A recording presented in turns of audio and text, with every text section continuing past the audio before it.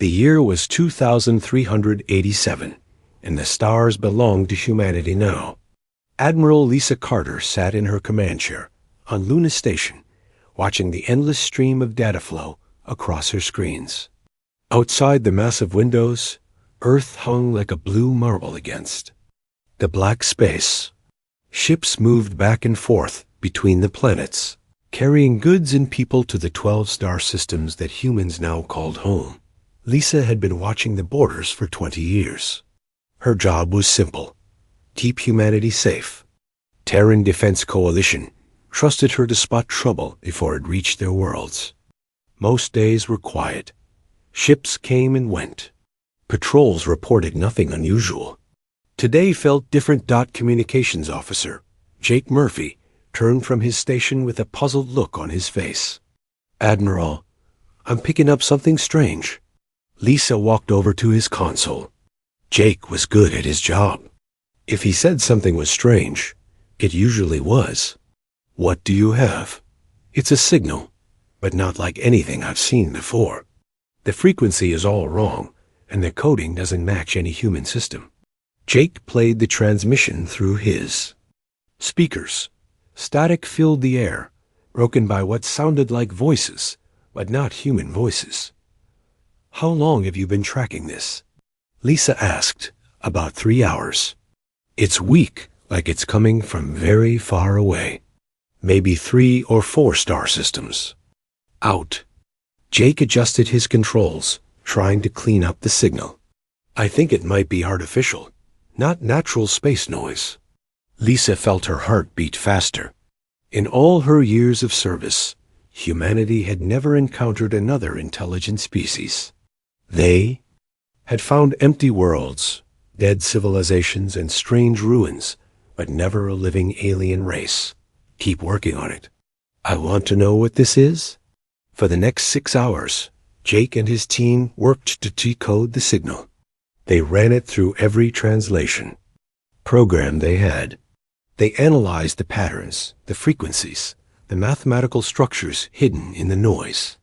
Slowly, piece by piece, they began to understand. The breakthrough came when Jake realized the signal was using basic mathematical concepts to establish communication. Prime numbers, geometric shapes, physical constants. Someone was trying to talk, and they were using the universal language of science to do it. "Admiral," Jake called out, his voice shaking. "You need to hear this." Lisa rushed to his station. Jake had managed to clean up most of the static. The voices were clearer now, speaking in what sounded like their own language. But a computer was translating the words into English as they played. "To any who receive this transmission, we are the Zalani people of the 4th planet in the Kepler 442 system. We are under attack. Our defenses have failed. Our ships are burning. Our cities are dying." The voice paused, and Lisa could hear explosions in the background, the sound of a world at war. "We do not know who might hear this message. We send it in all directions, hoping someone will listen. The Korvac Empire came to our world 6 days ago. They demanded our surrender. When we refused, they began the bombardment." Lisa gripped the edge of Jake's console. The Korvac Empire. She had never heard the name before, but it sounded dangerous. "We have heard stories from traders and travelers. Stories of a young species called humans. They say you are warriors. They say you fight with honor. They say you do not abandon those in need. We do not know if these stories are true. We do not even know if you exist." The transmission grew weaker, filled with more static. "If you can hear this, if you are real, please help us. We are a peaceful people. We have never harmed anyone. We trade fairly and live quietly. But the Korvac do not care. They take what they want and destroy what they cannot use. Our people are dying.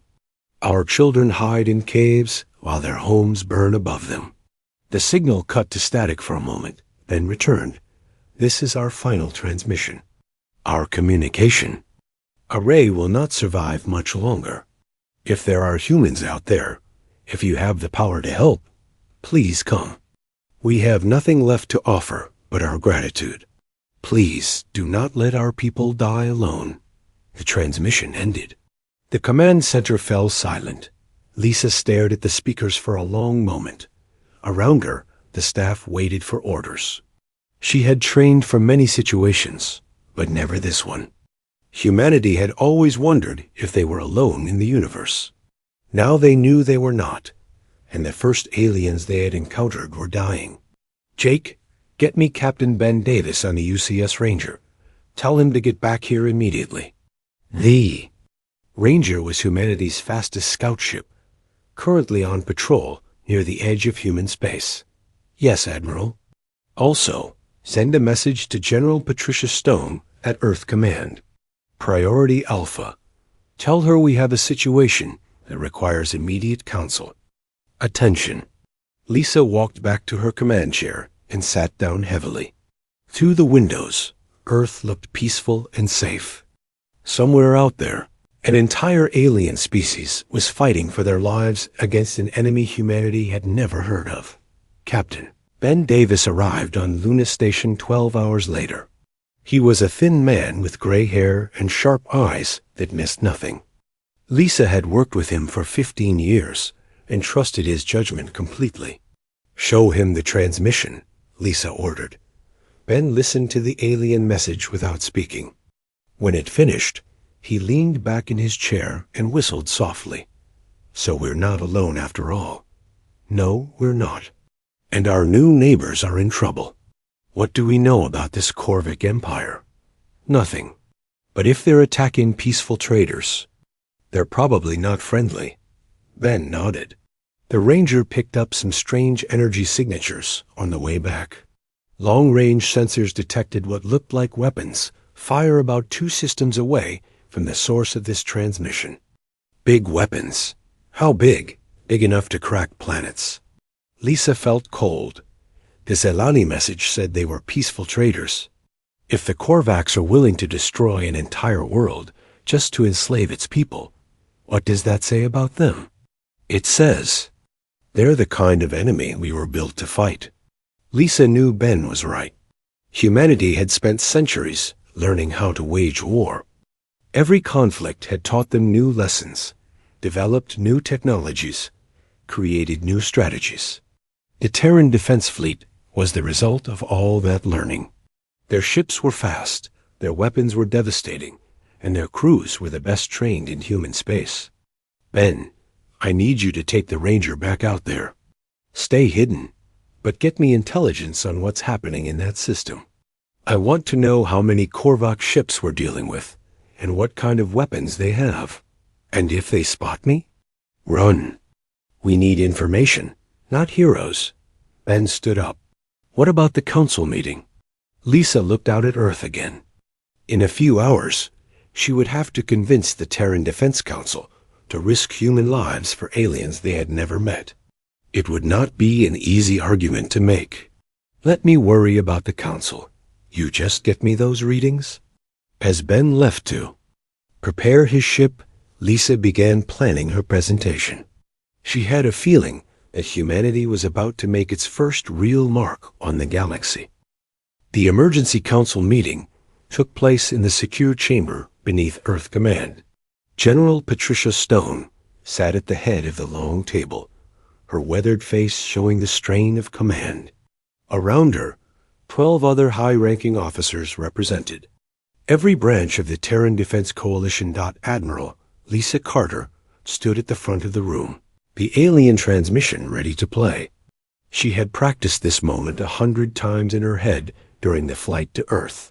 Everything depended on the next few minutes.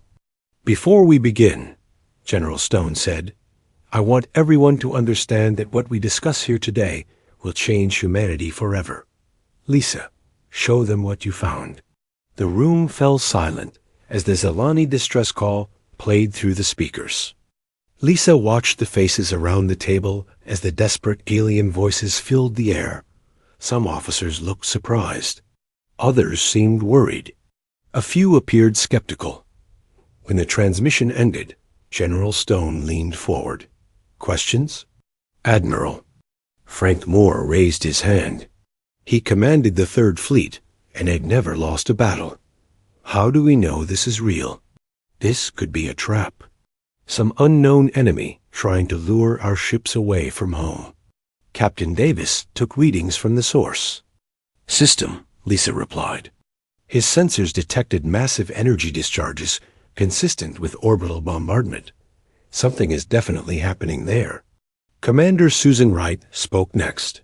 She was younger than most of the others, but her intelligence work had saved human lives many times. Even if it's real, why should we get involved? We don't know these Zelani people. We don't know what they did to make enemies of this Korvac Empire. Because they asked for help, Lisa said simply. Because they're dying, and we have the power to save them. General Stone tapped her fingers on the table. Lisa, what are we really talking about here? How big is the enemy force? Based on the energy signatures, we estimate between 150 to 200 ships. Multiple battleship-class vessels. They outgun anything we've seen before. The room erupted in whispers. Admiral Moore shook his head. That's suicide.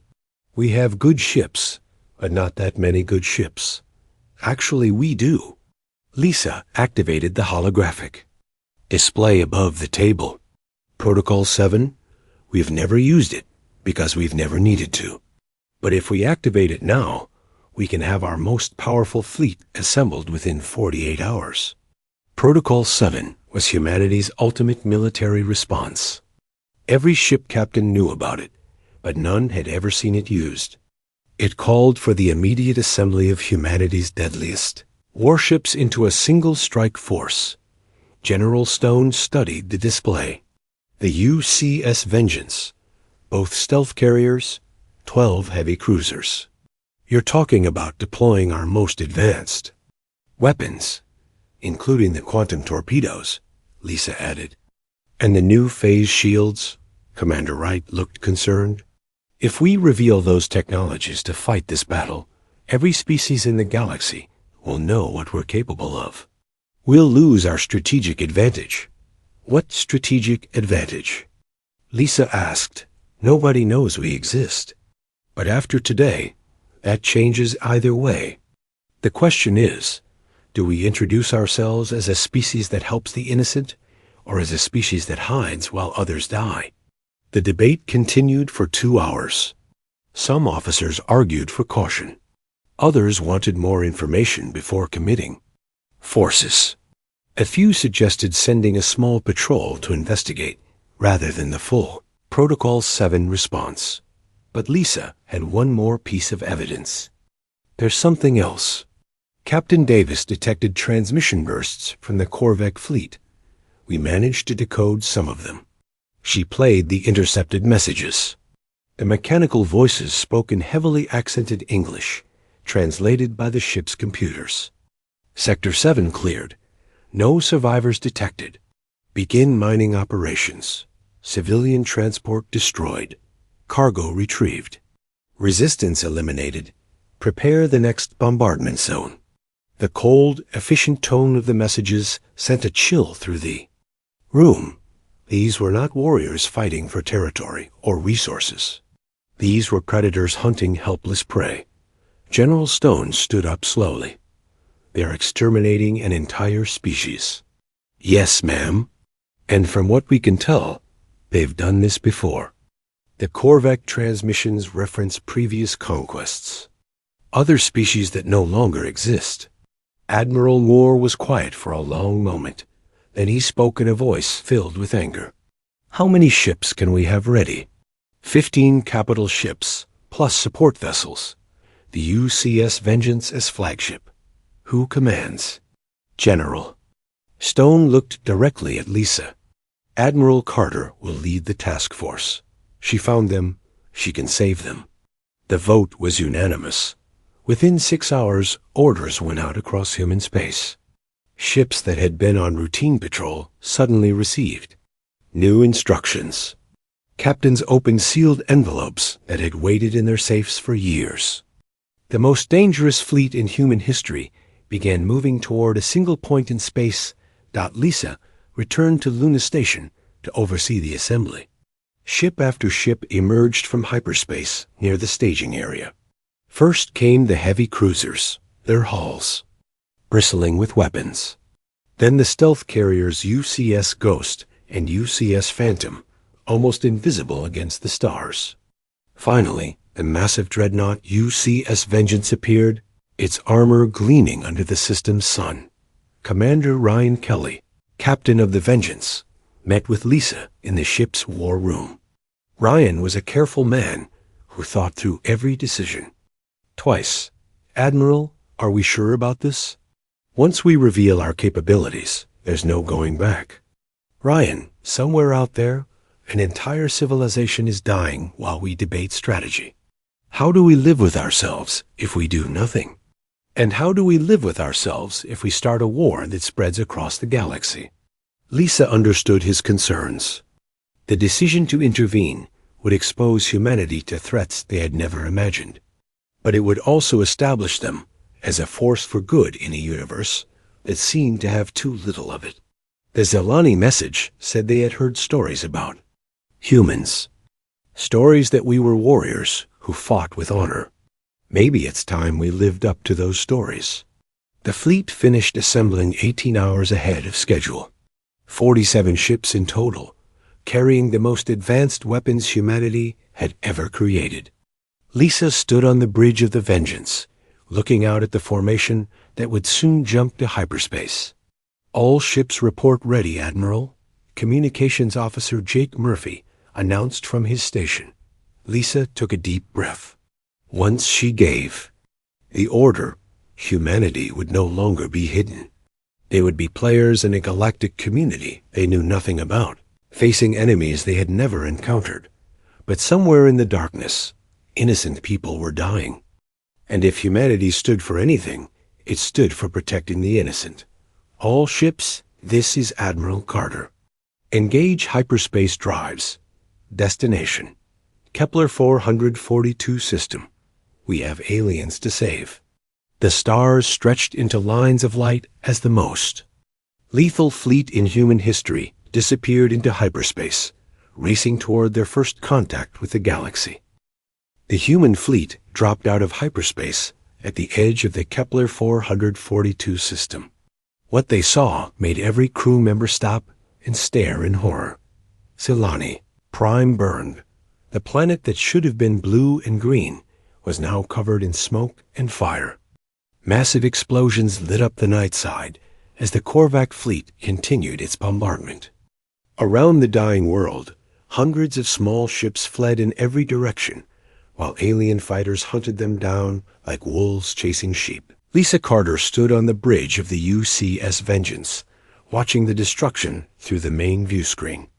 How many Korvac ships? Lieutenant Commander Amy Foster worked quickly at her tactical station. Amy was the best weapons officer in the fleet, and her numbers were always accurate. 237 vessels, Admiral. 12 battleships, 43 cruisers, and the rest are destroyers and fighters. Commander Ryan Kelly whistled softly. They weren't exaggerating. That's a lot of firepower. What about our odds? Lisa asked. Amy's face was grim. They outgun us 3-1, maybe more. Those battleships are twice the size of the Vengeance. Lisa watched as another group of civilian ships tried to escape the planet. Korvac fighters swooped down on them, destroying the helpless vessels with casual cruelty. Women and children were dying while she watched. Then we'll have to be 3 times better, Lisa said calmly. She opened a channel to the entire fleet. All ships, this is Admiral Carter. You can all see what's happening here. The Korvac Empire is committing genocide. They're murdering innocent civilians for no reason other than conquest. We came here to help, and that's exactly what we're going to do. She paused, looking around the bridge at her crew. These were good people who had volunteered to risk their lives for strangers. I won't lie to you. The odds are bad. We're outnumbered and outgunned, but we have something they don't have. We have the element of surprise, we have better training, and we have weapons they've never seen before. Most importantly, we're fighting for something worth dying for. The fleet spread out into attack formation. The stealth carriers UCS Ghost and UCS Phantom vanished from sensors as their cloaking systems activated. The heavy cruisers formed a line behind the Vengeance, while the smaller ships took positions on the flanks. On the surface of Zelani Prime, Dr. Voran crouched in the ruins of his laboratory. The elderly scientist had been documenting the attack since it began, hoping someone would remember what happened to his people. When his instruments detected new ships entering the system, he trained his telescopes on them. What he saw made him gasp. The newcomer ships were different from anything he had ever seen. They moved with purpose and precision, their formations perfect. As he watched, some of the ships simply disappeared from view. "Attention Korvac vessels," came a transmission on all frequencies. "This is Admiral Lisa Carter of the Terran Defense Coalition. You are ordered to cease your attack on the Zelani people and withdraw from this system immediately." On board the Korvac flagship, Admiral Thokvar looked at the small human fleet with amusement. Thokvar was a veteran of 50 conquests and had never lost a battle. The idea that such a tiny force would challenge his mighty fleet was almost insulting. "Human vessels, you are interfering in Korvac military operations. Withdraw now or be destroyed." Lisa's response was broadcast across the entire system. "Negative. We don't abandon innocent people. Last warning," Thokvar laughed. "Destroy them." The battle began with the Korvac fleet turning to face the humans. Massive battleships opened fire with energy weapons that could melt asteroids. The beams reached out across space toward the human formation. But the human ships weren't where the beams were aimed. They had scattered the moment the Korvacs fired. Moving with impossible speed and coordination, the Korvac weapons hit empty space. "Ghost and Phantom, you're clear for attack," Lisa ordered. The invisible carriers launched their fighters. Unlike the crude Korvac ships, the human fighters were unmanned and equipped with experimental quantum torpedoes. The small vessels appeared on Korvac sensors for only a moment before striking their targets. The first Korvac destroyer exploded without warning. Then a second, then a third. The quantum torpedoes phased through the alien shields as if they weren't there, detonating inside the enemy hulls. "What kind of weapons are those?" Thokvar demanded from his bridge. His tactical officer had no answer. "Unknown, Admiral. Our shields cannot stop them." Meanwhile, the human cruisers opened fire with their main guns. The energy beams were different from Korvac weapons, more focused and more powerful. Where they hit, Korvac ships died. Captain Susan, right of the UCS Ghost, maneuvered her ship through the enemy formation. The stealth carrier was invisible to Korvac sensors, allowing her to target command ships and supply vessels. Every torpedo she fired took out a crucial enemy asset. "This is impossible," Thokvar growled. "How can such a small force fight so effectively?" He was learning something that humans had known for centuries. Technology and tactics mattered more than raw numbers. The human ships moved like dancers, each one covering the others, creating overlapping fields of fire that trapped Korvac vessels in deadly CROS SFI RES. Dr. Vorn watched the battle from his ruined world, recording everything. The human ships fought like nothing he had ever seen. They seemed to know what the Korvacs would do before the aliens did it themselves. "Korvac fleet, this is Admiral Carter," came another transmission. "We are analyzing your ship movements in real time. Your tactical patterns are predictable. Your formations are outdated. Your weapons are ineffective against our defenses. Surrender now, and we will allow you to leave." The psychological effect was devastating. Korvac crews began to panic as they realized they were fighting an enemy that could read their every move. Ships that had seemed invincible minutes before were now burning hulks. But Thakvar was not finished. All ships concentrate fire on their flagship. Destroy their leader, and they will break. Every remaining Korvac ship turned its weapons on. The UCS Vengeance. Hundreds of energy beams converged on the human dreadnought. Commander Ryan Kelly watched the attack coming. Brace for impact. The beams struck the Vengeance's shields, and something amazing happened. Instead of being absorbed or reflected, the energy was redirected. The human ship's experimental phase shields sent the attack back at the Korvacs, multiplied and focused.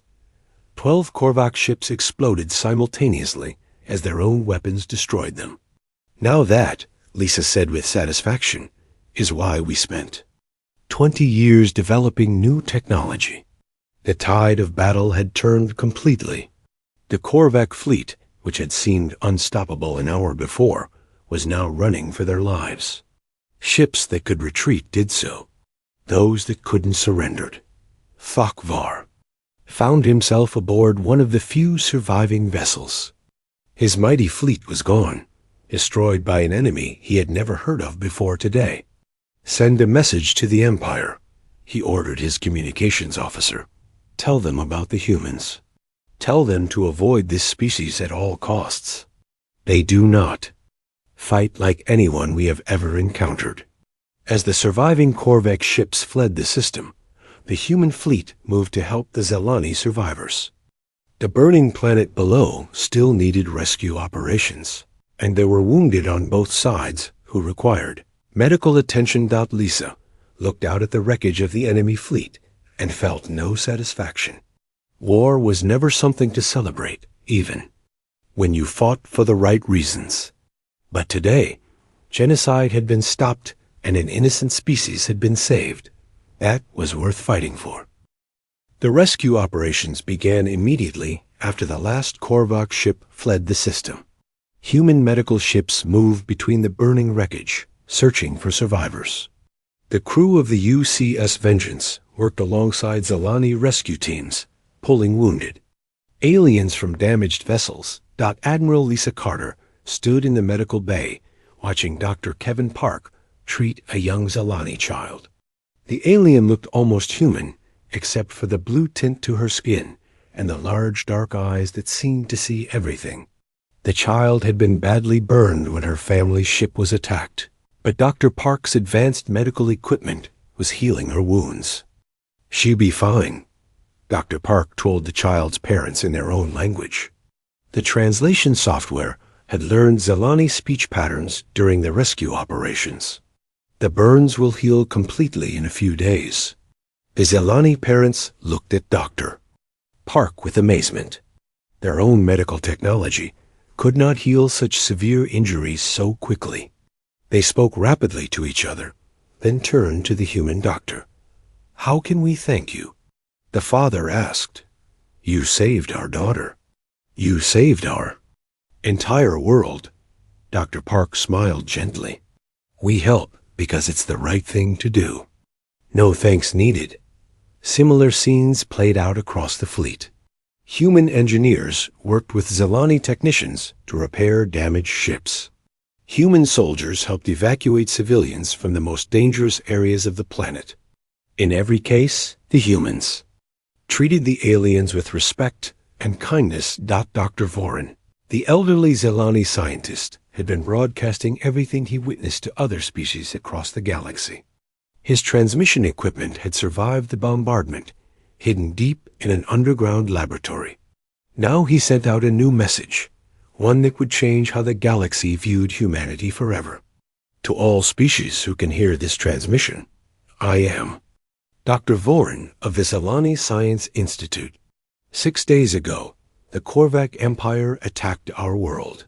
We sent a desperate plea for help into the void, not knowing if anyone would hear or care.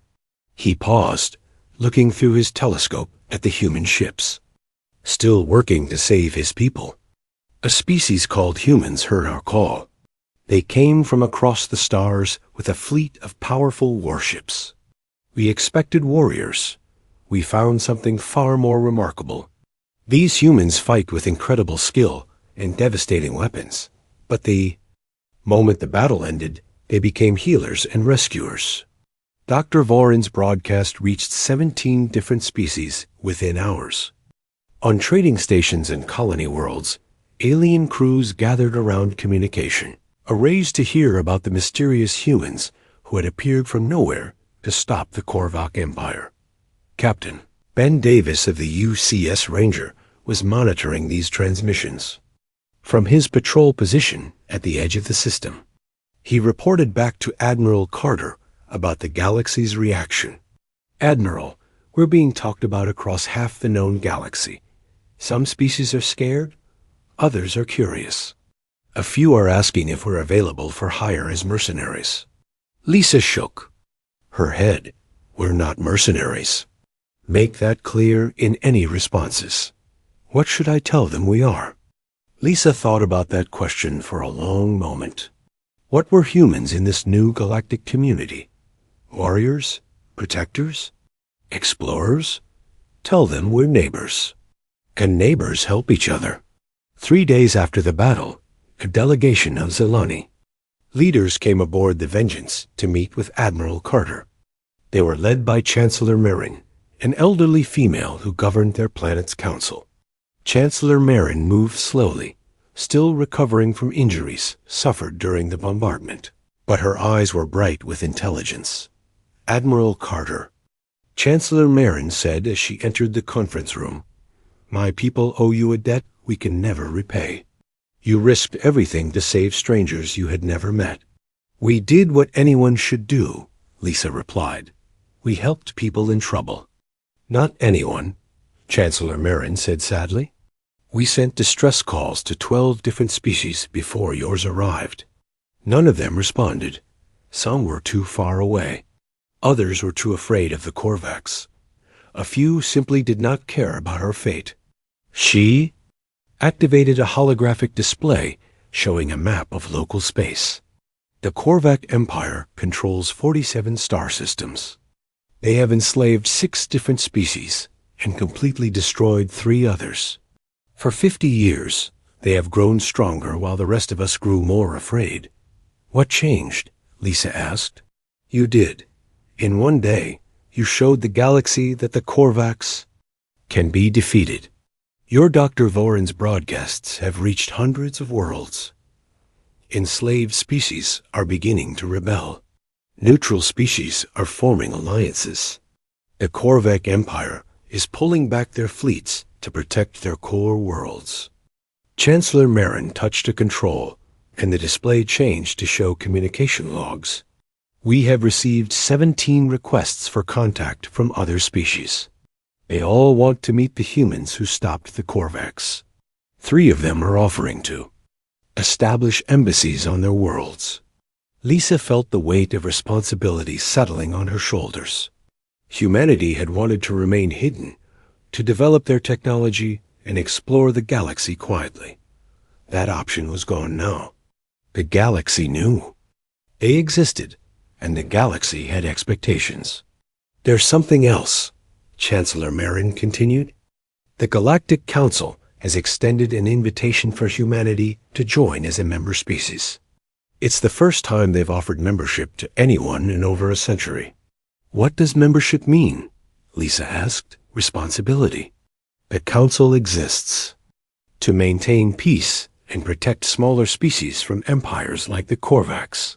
Member species contribute ships and personnel to peacekeeping operations. In return, they have a voice in galactic politics and access to advanced technologies."